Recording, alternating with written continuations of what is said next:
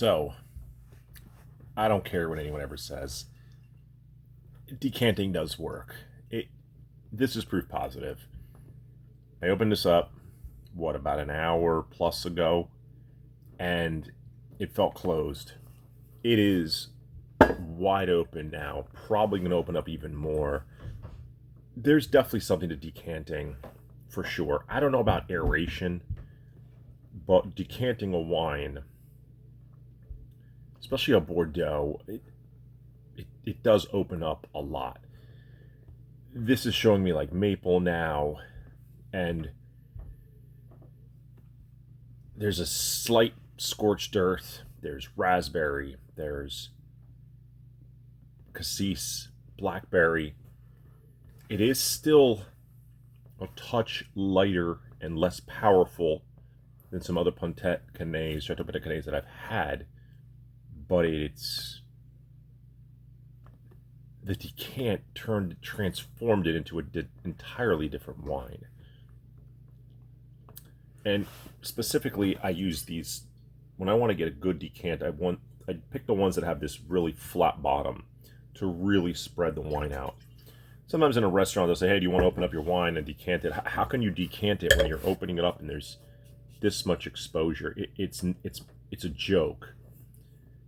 It doesn't do anything. You're not going to decant the wine. These flat decanters, I believe, are the best because they spread that wine out, the surface area that is touching oxygen, and then opens up. A lot of times these wines are in anaerobic situations where there's not a lot, you don't want them oxidized. If they do, they would spoil. So you expose them to the oxygen and then they just start evolving. And that's exactly what the case is with this wine. This wine went from being like a 4.5 to a 5. Easily.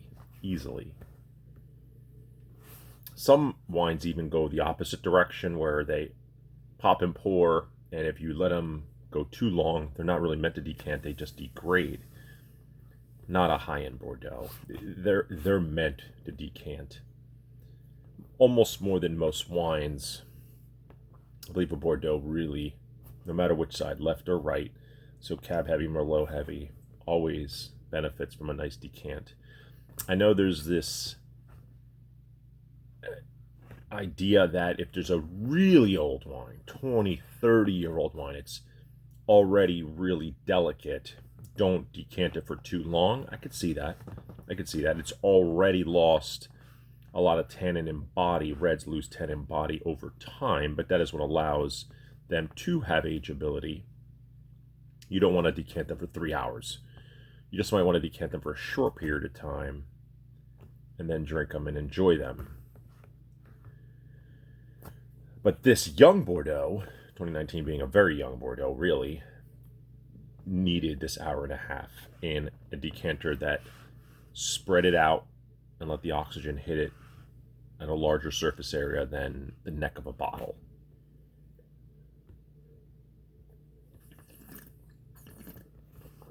It paired amazingly with that dried steak. I wish I had more of that dried steak tonight.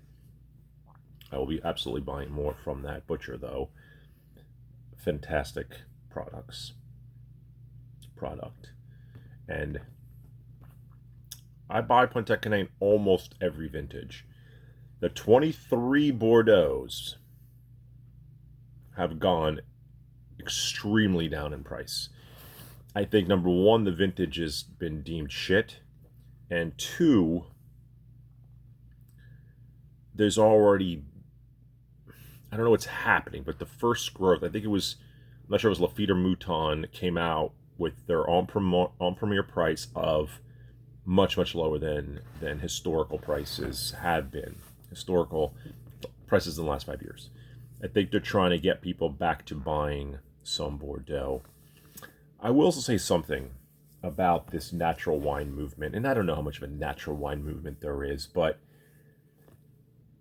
this is biodynamic, and it's fantastic.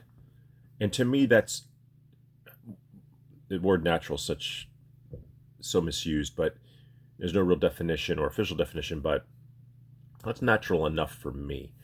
I had Nebbiolo the other in the Finger Lakes, and not realizing it was a natural wine because it opened up as soon as I smelled it. I just smelled Brettanomyces. It was uncharacteristically not really what I expect of Nebbiolo. Yes, the tannin was kind of there. The acidity was kind of, but it was so overwhelming with Brett and a little bit of a barnyard that if this is what natural wines are trying to be, I get non-intervention, low intervention, trying to be all natural, natural yeast from. I get it, but if it doesn't taste good, who cares? Natural or not, it didn't taste that good. $50 at a store, at a restaurant. So let's say it was $25, so not an expensive wine, but it wasn't really that enjoyable. Had a glass or two at dinner, corked it, brought it back, poured it out. Didn't want any more of it. It was okay to drink because it was bought, but if there is a natural wine movement, I would implore the vintners to make the wine taste good at least. If I open up a wine and it smells like just sulfur until it blows off, is that really and super reductive? Is that really great? They say 80% of taste is aroma. That aroma at first is very off-putting.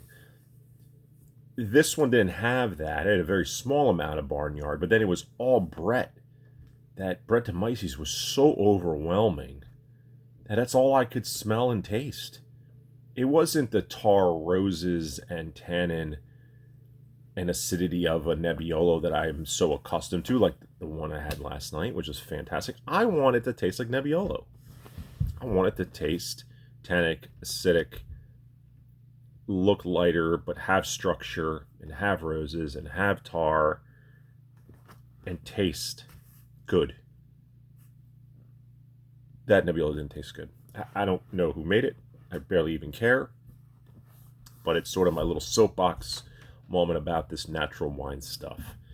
I'm sort of done with pet nat. I'm sort of done with natural wine. If this is what it is, we're gonna make wines that stink and we don't care. No, thank you. No, thank you. I'm fine with organic, biodynamic, whatever people want to do in the vineyard. I get this. What do they call it? Regenerative. Sustainable, regenerative, whatever it is. Those things all sound great.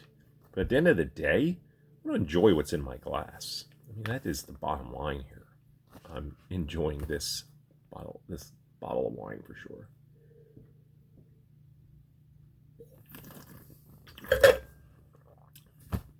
I want it to taste good. If it has also those other factors, that is fantastic.